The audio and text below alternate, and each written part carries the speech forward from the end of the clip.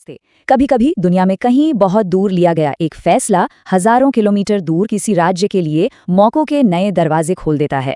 आज हम एक ऐसे ही कनेक्शन को समझने वाले हैं कि कैसे नाटो का एक बड़ा फैसला बिहार के भविष्य से सीधा सीधा जुड़ा है। तो चलिए देखते हैं कि यह हैरान करने वाला कनेक्शन आखिर है क्या। स्क्रीन पर ये नंबर देखिए, 5%। ये सिर्फ एक आंकड़ा नहीं है, ये एक ग्लोबल पावर, एक ऐतिहासिक संधि और बिहार के हजारों युवाओं के भविष्य के बीच की एक कड़ी है। तो आखिर ये कनेक्शन है क्या, आइए पता लगाते हैं। आज हम क्या क्या देखने वाले हैं। सबसे पहले नाटो के उस बड़े फैसले को समझेंगे, फिर उनके सबसे जरूरी सिद्धांत यानी आर्टिकल 5 पर एक नजर डालेंगे।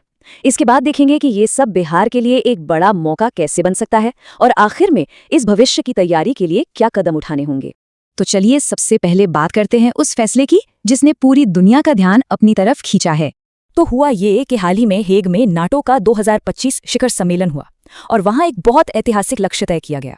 सभी सदस्य देशों ने मिलकर ये माना कि वो 2035 तक अपने देश के जीडीपी का 5% हिस्सा डिफेंस पर खर्च करेंगे। जरा सोचकर देखिए, ये कितना बड़ा आर्थिक बदलाव है। इसका असर दुनिया के हर डिफेंस सेक्टर पर पड़ना तय है।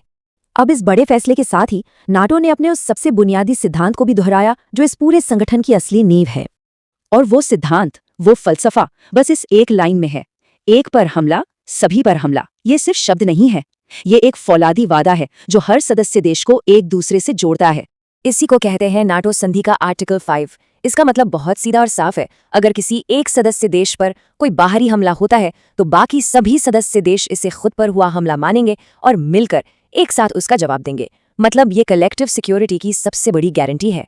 चलिए अब इस पूरी ग्लोबल कहानी को लेकर आते हैं अपने देश और खास तौर पर बिहार। अब हम देखेंगे कि ये सब बिहार के लिए एक मौका कैसे बन सकता है। तो अब सवाल उठता है, रुकिए, नाटो का डिफेंस बजट और बिहार, मतलब इनका आपस में क्या लेना देना है? ये तो दो बिल्कुल अलग दुनिया की बातें लगती हैं, है ना? लेकिन यकीन मानिए, इनके बीच एक बहुत गहरी और मजबूत कड़ी है।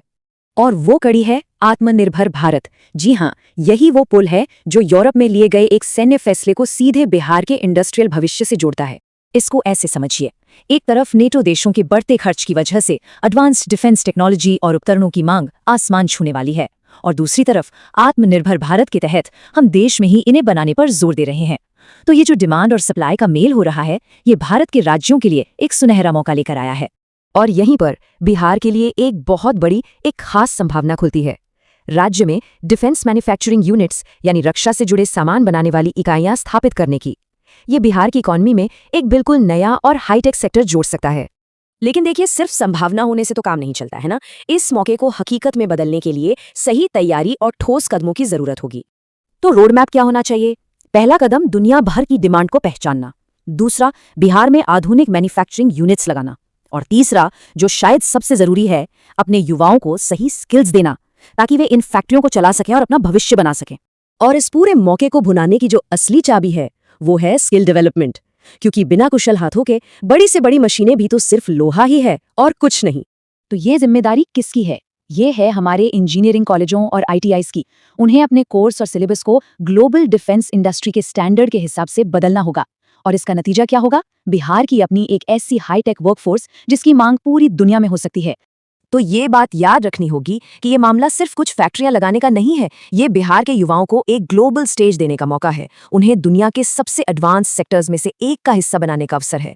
तो अंत में सवाल यही है, दुनिया तेजी से बदल रही है और इस बदलाव की लहर पर एक सुनहरा अवसर तैर रहा है। क्या बिहार इस लहर पर सवार होने और अपने युवाओं को एक शानदार भविष्य देने के लिए तैयार है? इसका जवाब वो तो आने वाला वक्त ही देगा।